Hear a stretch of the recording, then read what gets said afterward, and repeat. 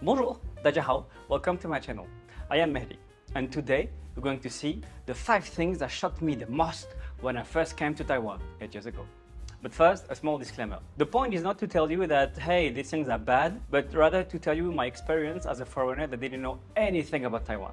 Let's go. So to give you some context, I came in Taiwan 9 years ago. I spent 1 year, and that was one of the best years in my life. But I have to admit that some things were quite a shocker when I first arrived. Let's go through them. There was that one street that I kept avoiding no matter what on my way to go to school. Guess why? Yep, you guessed it right. Or maybe not. So in this street, after 6 p.m., it was always super smelly. And I mean real kind of smelly, not like, oh yeah, it makes me a bit uncomfortable. It's like, nope, I'm not walking there, no way. So I kept wondering, why is it so smelly? Why is this street that bad? And the smell was kind of a sewer smell. So I kind of started to think about the reasons of the smell. Why is it that 6 p.m. and forward, it was always super smelly? I even went as far as to think that people were pooping at 6 p.m. Somehow maybe a cultural thing, I don't know, I just arrived. So enough with the suspense. The one thing that shocked me the most when I arrived was the smell of stinky tofu. And yeah, of course, I didn't discover it by myself. Because yeah, stinky tofu, I had no clue it even existed before I came to Taiwan. It's actually my girlfriend and my wife that told me about stinky tofu. We one day went on a date and passed by the famous street, and I was trying my best to avoid this street because of course you don't want this kind of smell during the day, right? And yeah, she was like, no, there's a really nice stinky tofu like stand right here.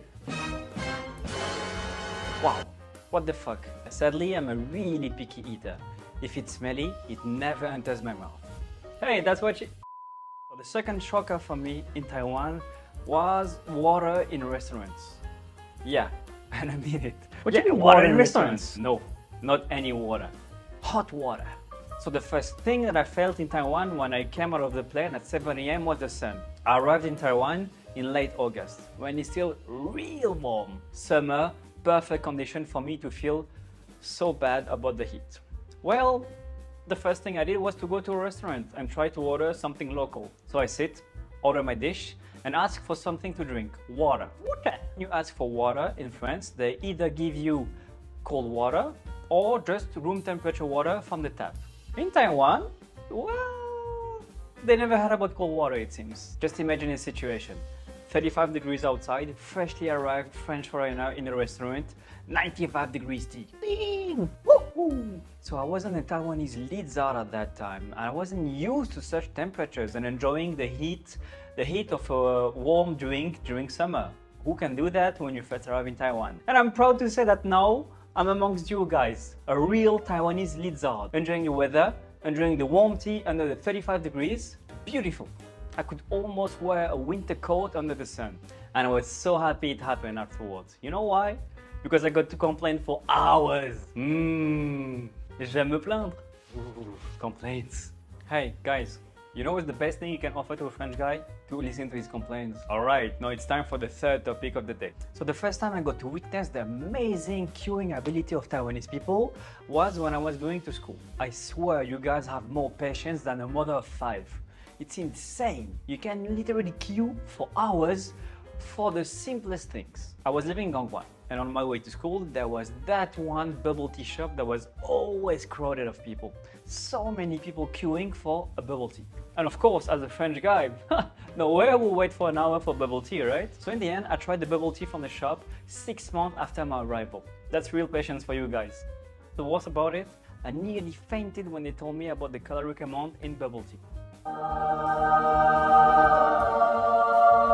Cheap bubble tea, ready for belly. 1, 2, 3, ready for the belly. In France, of course, you have some queues. We can queue for things, important things, administrative things, some things we don't have the choice for. But usually, the queues are never more than like a couple people, not like tenths of meters. I'm being told by my wife that if you just go to the post office in France, you will see what a real queue is. It hurts to say, but she's absolutely right. In France, we can queue, but it will never cross my mind to queue for an ice cream more than like 10 minutes. I was the most shocked about queuing in Taiwan was the day 7-Eleven released their chocolate vanilla ice cream. There was hours of queue to the 7-Eleven near my dorm. That was insane. The day they introduced Krispy Kreme in Taiwan. The first store opening in Xinyi. Holy shit. There was people queuing everywhere. It was endless amounts of queues for fucking donuts, guys. So my queuing ability has vastly improved since I'm living in Taiwan. I mean, 10-minute queue, nothing. The fourth thing that shocked me the most when I first came to Taiwan was the amount of scooters in the street. There is just an infinite amount of scooters in the street in Taiwan. Look on the left, there's a scooter. Look on your right, there's a scooter. Look in front of you, oh, there was a scooter. No matter where you look, there's always a scooter somewhere. Always. I already spoke about scooters in my last video about driving in Taiwan. Guys, if you didn't watch it yet, go do it, do it. So you move your head. This is shit, huh? Yeah, not this one, huh? This shit. This street was on my path to go to school. And wow, the way that the street and the crossroad are made was perfect to maximize the sound of scooters. There was such a buzzing sound at this crossroad that it was making me feel dizzy on the first weeks. I was always covering my ears whenever I was in this specific crossroad because of the sheer density of scooters just around.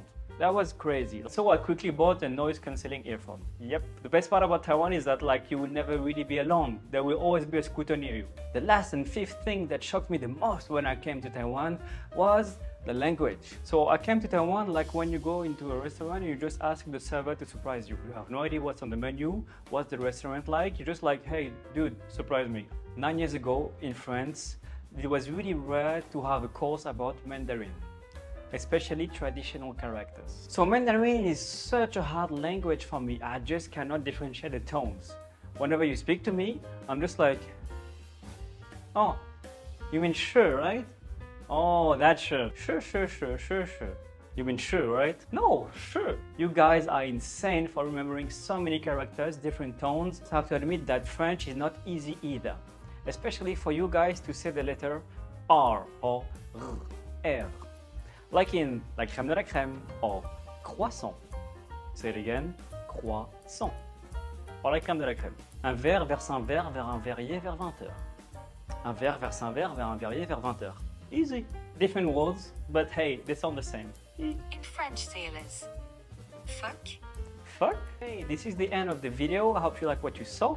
If you have any comments, you know where to go. If you want to like and subscribe to support me, don't hesitate. It's right here somewhere. Au revoir. Bye, bye.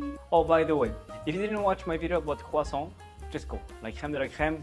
Ding. Woo-hoo.